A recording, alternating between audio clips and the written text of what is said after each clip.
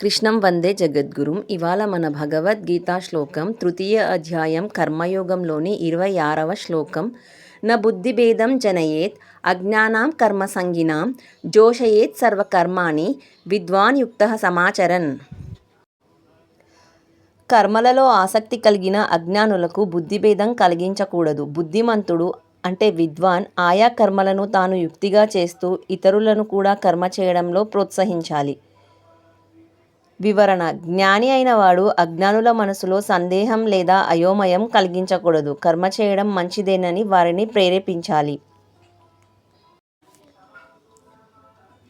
A knowledgeable person should not confuse or discourage those who are engaged in actions. Instead, he should lead by example and motivate them to perform their duties sincerely. మనమందరం భగవద్గీతను చదివి విని జ్ఞానాన్ని పెంచుకొని ధర్మాన్ని కాపాడుకుందాం. ధర్మో రక్షతి రక్షితః.